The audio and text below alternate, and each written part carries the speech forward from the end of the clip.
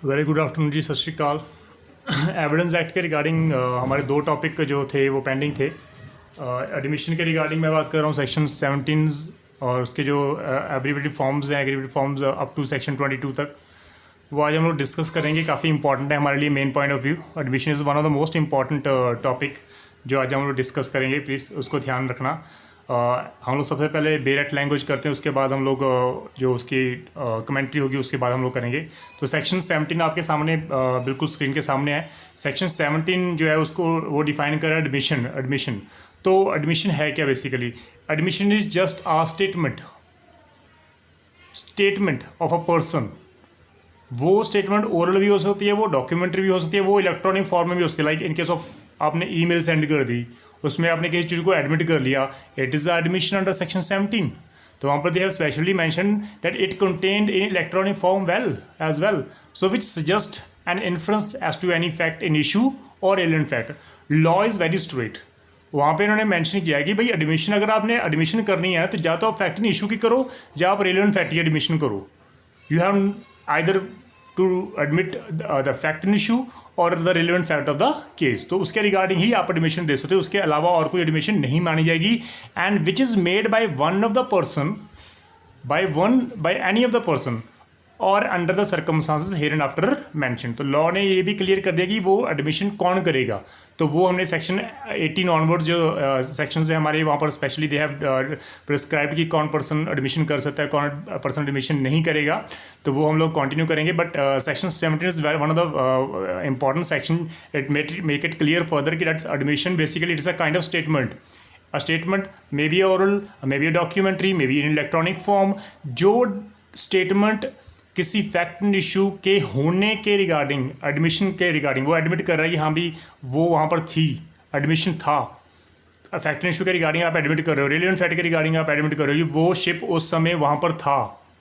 It is an admission that कि वो ship वहाँ पर मौजूद था।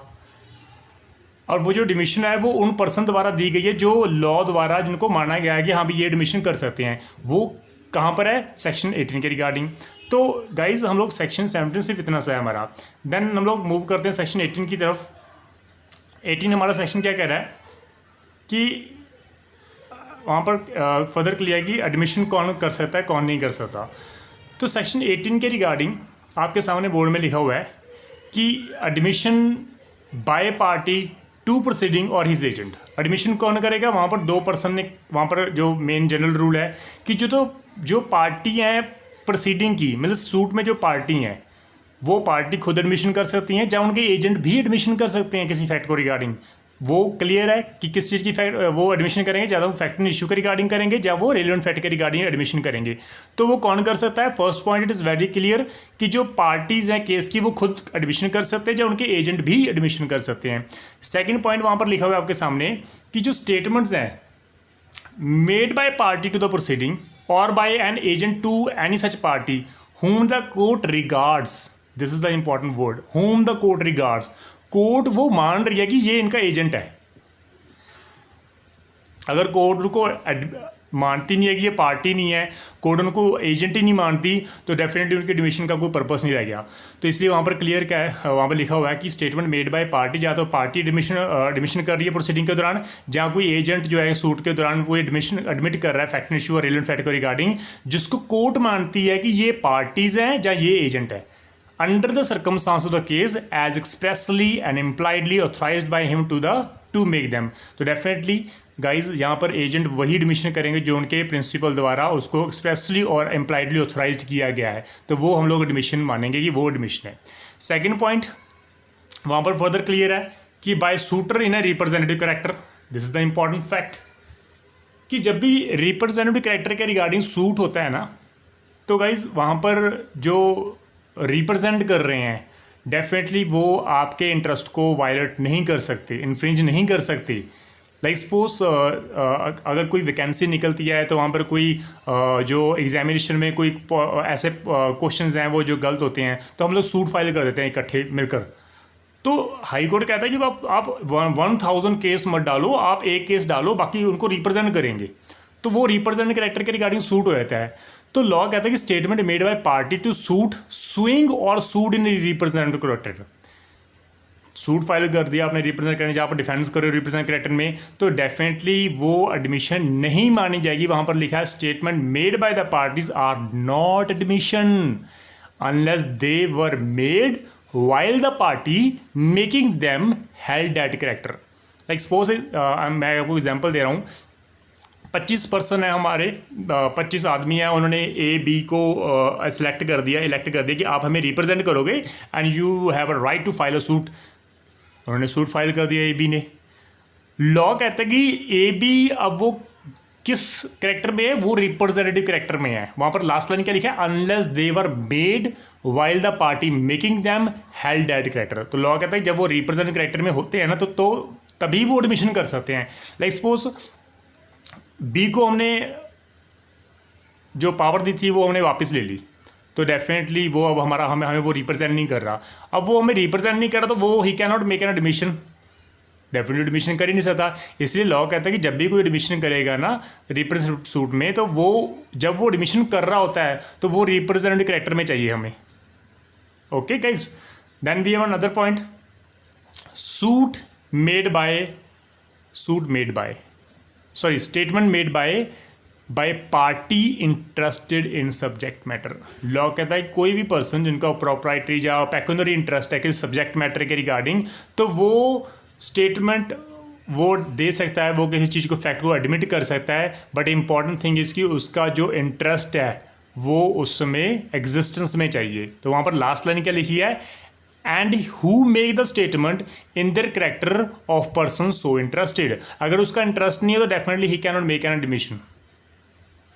तो इट्स वेरी क्लियर कि कोई भी पर्सन, लाइक सपोज मैंने प्रॉपर्टी जो थी वो बी को सेल कर दी, लेकिन उससे पहले मैंने सी को मॉर्गेज की थी, तो डेफिनेटली जो मॉर्गेज की थी वो सी जो he is a competent person, वो इंटरेस्टेड पार्टी है, तो वो एडमिशन कर सकता है मेरे बिहाफ पे कोई भी। तो ये इंपॉर्टेंट है कि जब भी कोई पर्सन एडमिशन करेगा जिसका पर्सन का इंटरेस्ट है, कोई पेक्यूनरी या प्रॉपर्टी इंटरेस्ट है, तो डेफिनेटली जब वो एडमिशन कर रहा होता है तो उस समय उसका इंटरेस्ट होना चाहिए, तभी उसकी एडमिशन मानी जाएगी स्टेटमेंट को, अदरवाइज नहीं माना जाएगा। Then we have another point, that is by person whom interest derived, by person from whom interest derived. I have sold my property to B, तो डेफिनेटली B ने कहाँ से इंटरेस्ट ड्राइव किया, मेरे से। तो person from whom the parties to the suit have derived their interest in the subject matter of the suit are admission if they are made during the continuance of the interest of the person making the statement. Law कहता है कि भाई जब भी कोई भी person definitely, मैंने अगर किसी को सेल कर दी प्रॉपर्टी, तो वो प्रॉपर्टी में तो डेफिनेटली सब्जेक्ट मैटर में उसका इंटरेस्ट तो हो गया, तो अब वो क्योंकि वो जो इंटरेस्ट है वो मेरे से ड्राइव कर रहा है, तो डेफिनेटली वो पर्सन स्टेटमेंट कर सकता है, वो एडमिशन कर सकता है मेरे बिहाफ पे, क्योंकि I have already sold the subject matter to him. तो लॉ इज़ वेरी क्लियर कि जिससे आपने इंटरेस्ट ड्राइव किया ना, तो डेफिनेटली क्योंकि वो अब आपके इंटरेस्ट आपके हाथ में है, क्योंकि आपने उससे ड्राइव कर लिया, तो definitely now the interest is in your hand, now you become the interested party. तो डेफिनेटली अब उस समय जब आप इंटरेस्टेड हो रहे होते हो तो तब आप एडमिशन कर सकते हो। तो ये बात बिल्कुल क्लियर है हमारी, ठीक है जी। तो ये था हमारा सेक्शन 18। देन हम लोग मूव करते हैं सेक्शन 19 की तरफ। सेक्शन 19 गाइस फर्दर क्लियर, हमारा बिल्कुल क्लियर है। एडमिशन कौन कर रहा है, by persons whose position must be proved as against party to the suit. तो ये बहुत सिंपल सा सेक्शन है।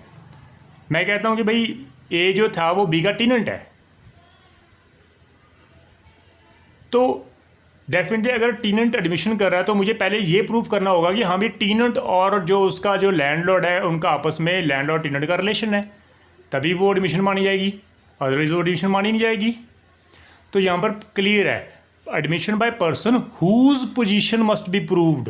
एडमिशन प्रूव करने से पहले आपको उसकी पोजीशन प्रूव करनी पड़ेगी कि डेफिनेटली दे आर टीनेंट और landlord, they are debtor and creditor. उसके बाद ही उनकी एडमिशन मानी जाएगी, अदरवाइज नहीं मानी जाएगी। तो ये सेक्शन सिर्फ 19 इतना सा था। डायरेक्ट लैंग्वेज आपके सामने बिल्कुल। Statement made by person whose position और liability it is necessary to prove.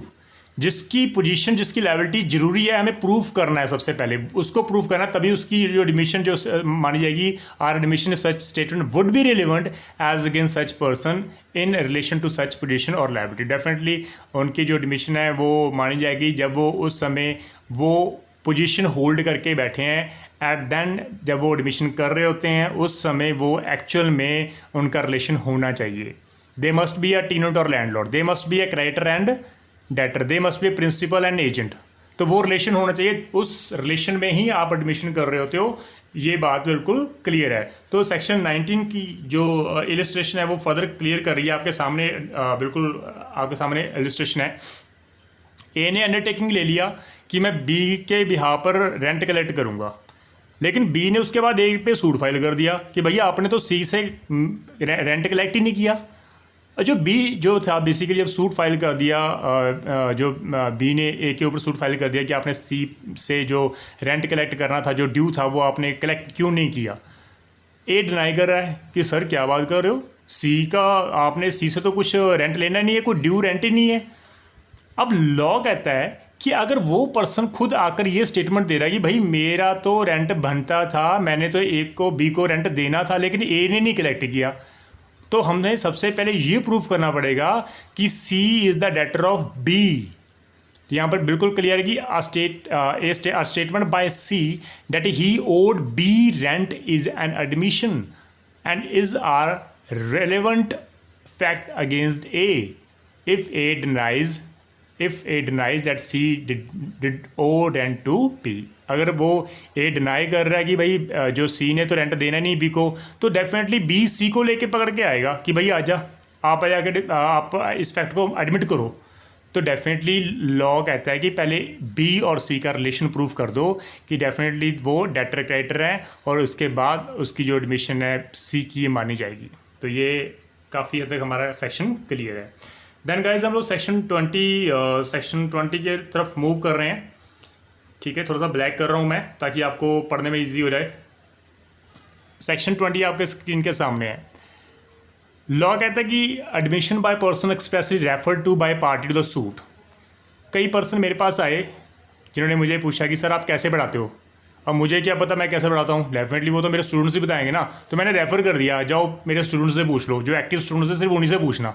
जो स्लीपिंग पार्टनर्स है, जो स्लीपिंग स्टूडेंट्स हैं, you can not ask them from them कि मैं कैसा पढ़ाता हूँ. तो मैंने उनको रेफ़र कर दिया.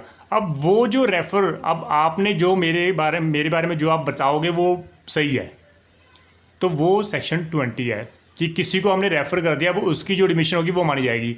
तो definitely statement made by person to whom a party to the suit has expressly referred for information in reference to a matter in dispute are admission. तो डेफिनेटली अगर कोई डिस्प्यूट है, पहली बात तो हमें सेक्शन 20 में डिस्प्यूट चाहिए, मैटर के रिगार्डिंग कोई डिस्प्यूट चाहिए. और उसके बाद में अगर जो वहाँ पर किसी को रेफ़र किया है कि हाँ भाई इससे पूछ लो, इन्फॉर्मेशन ले लो, तो वो जो इन्फॉर्मेशन तब देगा तो वो एडमिशन मानी जाएगी. Like for example illustration is very clear. Illustration में वहाँ पे मेंशन किया कि क्वेश्चन ये राइज होगा कि क्या जो हॉर्स है जो sold by A to B वो साउंड है, फिट है, दौड़ता है, भागता है, खाता है या नहीं है. ए ने बी को कहा कि ऐसे करो आप सी से पूछ लो, क्योंकि वो सारी टेक केयर वही करता है मेरे घोड़ों की. आप प्लीज़ सी के पास जाओ, सी नोज़ ऑल अबाउट इट. तो सी की स्टेटमेंट एडमिशन मानी जाएगी. तो ये this is the most important illustration जो हमारी काफ़ी नंबर ऑफ टाइम्स प्री में आ चुकी है, प्लीज़ इसको आप ध्यान में रखना.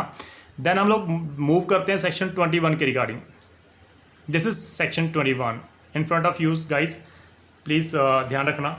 सेक्शन 21 सबसे टेक्निकल, सबसे इंपॉर्टेंट माना जाता है क्योंकि स्टूडेंट्स ज़्यादातर कंफ्यूज यहीं सेक्शन में होते हैं. Section 20 is one of the most technical section, क्योंकि कन्फ्यूज़न सबसे ज़्यादा है. लोग जो है स्टूडेंट्स उसको कई बार इंटरप्रेट गलत कर लेते हैं. तो मैं आज आपको इंटरप्रिटेशन बता रहा हूँ इसकी सेक्शन 21 की.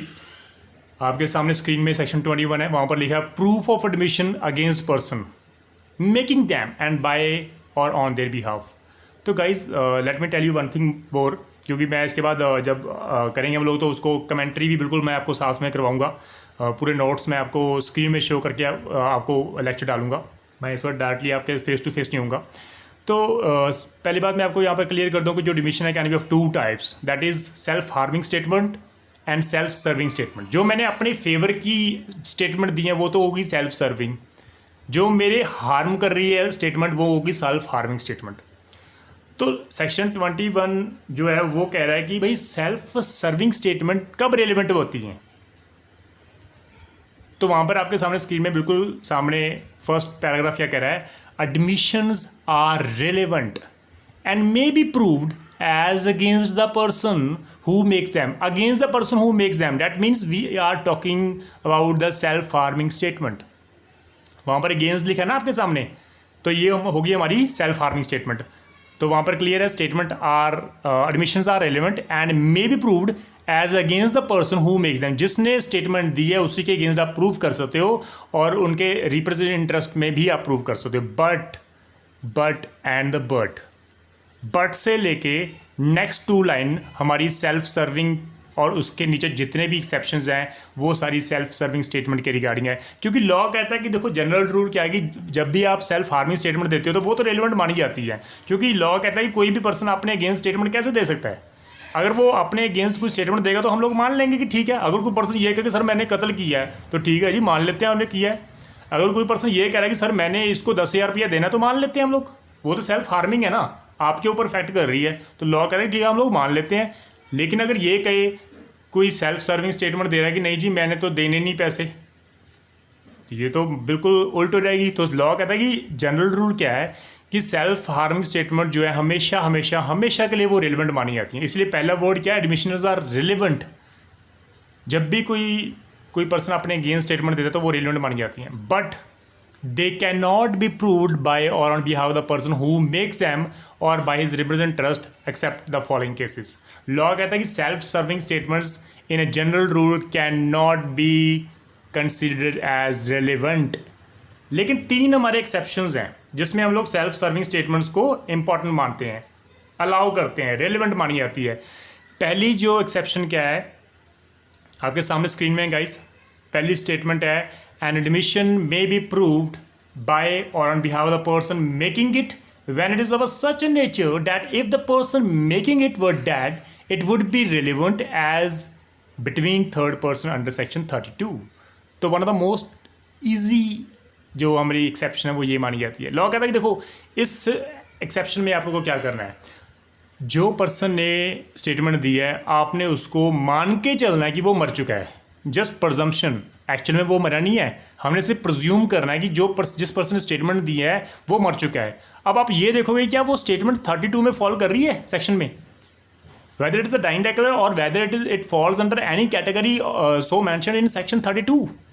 लॉ कहता है अगर वो स्टेटमेंट 32 में फॉल करती है उसके मरने के बाद तो उसके जिंदा, क्योंकि वो जिंदा है, तो जब वो जिंदा तो वो सेक्शन 21 में फॉल करेगी सेल्फ सर्विंग स्टेटमेंट के रिगार्डिंग. एक पर्सन ये कह रहा है कि ठीक है ये जो पर्सन है वो मेरा बेटा है, इलीगल था और सॉरी इलेजिटिमेट सन था, वो उसने मान लिया कि ठीक है मेरे जिसकी मदर के साथ मेरे रिलेशन थे, हमने शादी की थी मंदिर में, उसके बाद मैंने इसको छोड़ दिया था, वो जो बेटा है वो मेरा बेटा है. तो डेफिनेटली भाई इतनी सेल्फ हार्मिंग स्टेटमेंट भी दे रहे हो, सेल्फ सर्विंग स्टेटमेंट भी कुछ ऐसी स्टेटमेंट्स भी होती है जो मानी जाती हैं, तो सेल्फ सर्विंग स्टेटमेंट भी अलाउ करती है कि ये जो प्रॉपर्टी है वो मेरी है. तो लॉ कहता है अगर वो मर चुका है तो हम लोग उसकी स्टेटमेंट को मान के चलते हैं कि वो सेक्शन 32 में रेलिवेंट है.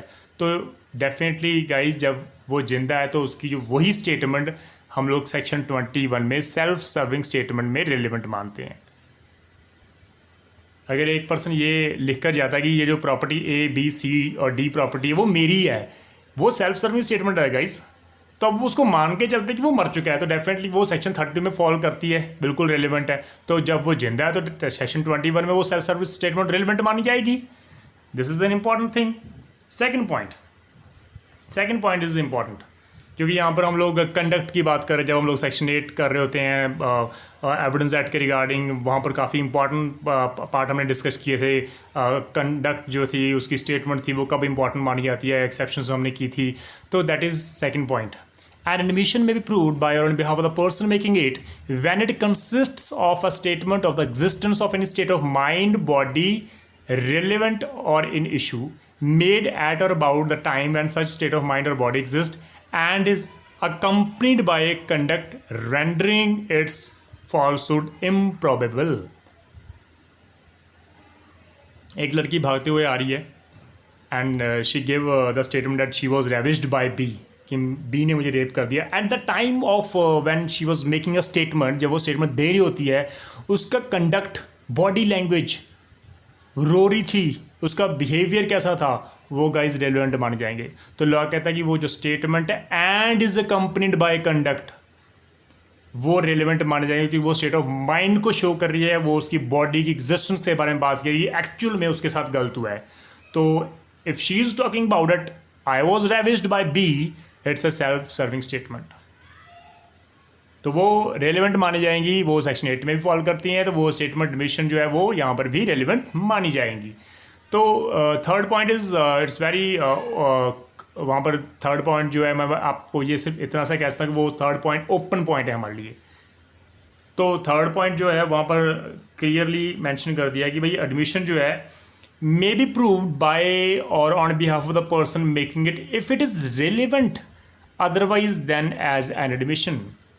लॉ कहता है कि कोई भी सेल्फ सर्विंग स्टेटमेंट्स जो होती हैं, सेल्फ सर्विंग स्टेटमेंट, अगर वो डिमिशन नहीं है, लेकिन वो सेक्शन 17 से लेकर सेक्शन 22 के सेक्शन में फॉलो नहीं करती, लेकिन कहीं और सेक्शन में फॉलो कर रही हैं, सेक्शन 11 में फॉलो कर रही है, सेक्शन 6 में फॉलो कर रही है, सेक्शन 8 में फॉलो कर रही है, लॉ कहता है कि अगर वो किसी और सेक्शन में रिलेवेंट है ना, तो वो सेल्फ सर्विंग स्टेटमेंट यहाँ पर भी रिलेवेंट मानी जाएंगी।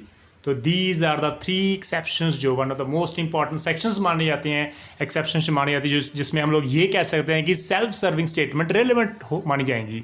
तो गाइज आपके सामने बिल्कुल इलस्ट्रेशन भी है, बिल्कुल क्लियर है आपके सामने। अगर क्वेश्चन राइज हो गया, तो question between A and B is whether a certain deed is और इज नॉट फॉर्जेड। क्वेश्चन क्या, डिस्प्यूट क्या है कि जो डीड है क्या वो फॉर्जेड है या नहीं है। ए ने अफर्म किया, ए मान रहा है, ए एडमिट कर रहा है कि इट इज़ जेन्युइन, वो कह रहा है जेन्युइन है, बी कह रहा है फॉर्जेड है। तो ए में prove a statement of B, तो बी की वो स्टेटमेंट लेके आएगा जब उसने, बी ने किसी के सामने ये कहा होगा कि ये डीड जेन्युइन है। बी की सेल्फ सर्विंग स्टेटमेंट वो लेके आएगा कि सर ये इसने सी के सामने कहा था कि ये जेन्युइन है, तो ये लो जी सी आ गया, और सी के सामने बिल्कुल ये इसने माना है कि वो जेन्युइन है। अब बी ये प्रूव करेगा कि सर ए ने किसी के सामने ये स्टेटमेंट दी थी कि वो जो डीड है वो फॉर्जेड है, चाहे वो डी के सामने दी हो, चाहे वो इसने ए के सामने दी हो। तो मैं डी और ई को दोनों को पकड़ के लेके आऊँगा कोर्ट में कि सर ये लो जी, डी और ई दोनों विटनेस आपके सामने हैं, इनके सामने जो बी ने ये एडमिट किया था कि वो फॉर्जेड है। तो गाइस ये जो सेल्फ सर्विंग स्टेटमेंट्स हैं वो बिल्कुल रेलिवेंट मानी जाती हैं, बिल्कुल। यहाँ पर सेकंड इलस्ट्रेशन जो है वहाँ पर बिल्कुल क्लियर है, आपके सामने है।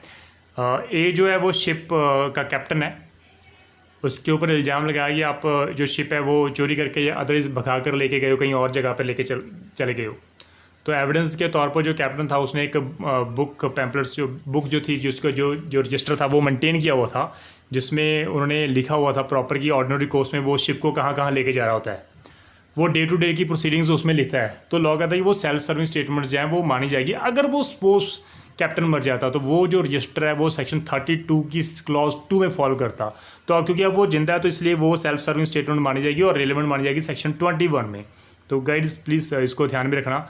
Although we have a number of other illustrations in section 21, like suppose C illustration क्या कह रही है कि A is accused of crime committed by him at Calcutta.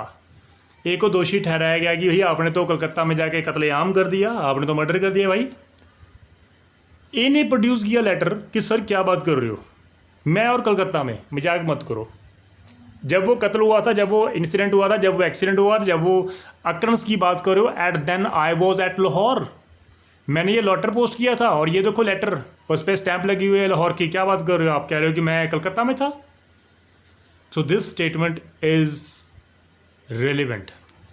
The letter which he posted at Lahore is and self admission, self serving admission, वो relevant मानी जाएगी क्योंकि वो था ही ना, वो that is a plea of alibi, itself वो प्ली ऑफ लीबी है गाइस। ठीक है जी। जो उसके बाद इलस्ट्रेशन है वो हमारी बिल्कुल फर्दर क्लियर है कि A is accuse of receiving stolen goods knowing them to be stolen. हमने ए के ऊपर इल्ज़ाम लगा दिया कि भैया आप तो चोरी का सामान खरीदते हो, गुड्स जो आपने वो चोरी का सामान खरीदा, आपको पता था कि ये चोरी का है लेकिन फिर भी आपने परचेज़ किया। अब एक कह रहा है कि सर क्या बात कर रहे हो, मैं अगर चोरी का वो सामान होता तो डेफिनेटली मैं उसको कम दामों में सेल कर देता। अगर वो 100 रुपीज़ की था वो मेटल, जिसको जो आप कह रहे हो कि मैंने चोरी किया था, वो मैं 10 रुपये में बेच देता। लेकिन मैंने तो कहा है कि भाई मैं 100 से 1 रुपये कम में मैं सेल करूँगा ही नहीं। He offers to prove that he refuse to sell them below the value. Itself clears कि भाई ये चोरी का सामान नहीं है, ये चोरी की आर्टिकल्स नहीं है। तो ए मे प्रूव दी स्टेटमेंट दो they are admission because they are explanatory of conduct influence of by fact issue। तो डेफिनेटली वो जो कंडक्ट था उसका, उसके साथ स्टेटमेंट्स जो थी वो सेकंड एक्सेप्शन में फॉलो करती है गाइस। तो ये इंपॉर्टेंट है। तो I think these are the important जो मैंने आपके सामने डिस्कस किया है। चाहे इलस्ट्रेशन काफ़ी ज़्यादा हो जाएगी, लेंथी हो जाएगी, तो आज सिर्फ इतना ही मैं आपके सामने डिस्कस कर रहा हूँ। तो काफ़ी इंपॉर्टेंट होगा हमारे लिए। तो ये 21 सेक्शन था हमारे लिए। 22 सेक्शन शॉर्टली हम कर लेते हैं कि हालांकि सेक्शन 22 मैंने काफ़ी डीपली आपको करवा दिया है, तो प्लीज़ उसको ध्यान रखना कि लॉ कहता है कि ओरल एडमिशन अलाउ नहीं है किसी भी डॉक्यूमेंट्री कंटेंट के रिगार्डिंग। तो when oral admission as to content of document are relevant, तो वहाँ पर क्लियर है सेक्शन 22 में, oral admission as to the content of document are not relevant, this is the general rule. Oral admission as to the content of documents are not relevant. This is the general rule unless and until the party proposing to prove them shows that he is entitled to give secondary evidence on the content of such document. Law कहता है कि ठीक है, अगर आपके पास document नहीं है, primary document, अगर आपने ये साबित कर दिया कि हाँ भी सर मेरे पास सेकेंडरी एविडेंस है, I can produce it before the court, law कहता है कि ठीक है आप ओरल एडमिशन दे सकते हो, बट आपको वो सेकेंडरी एविडेंस प्रोड्यूस करना पड़ेगा भाई। तो this is all about lecture जो था हमारा सेक्शन 17 से लेकर सेक्शन 22 तक। काफ़ी दिनों से ये आपकी डिमांड रही है, लेकिन सॉरी टू से काफ़ी मैंने टाइम लगा दिया इसको अपलोड करते हुए, बट प्लीज़ आपके सामने डायरेक्ट लैंग्वेज बिल्कुल आपके सामने है, तो इसलिए प्लीज़ आप देख लेना। In case of any problem please आप डिस्कस कर लेना, क्योंकि कल हम इसके रिगार्डिंग कमेंट्री करेंगे, क्योंकि जो काफ़ी इंपॉर्टेंट है हमारी judiciary point of one of the most important things admission. तो प्लीज़ आप इसको कर लेना। Thank you so much. सत श्री अकाल जी, सत श्री अकाल।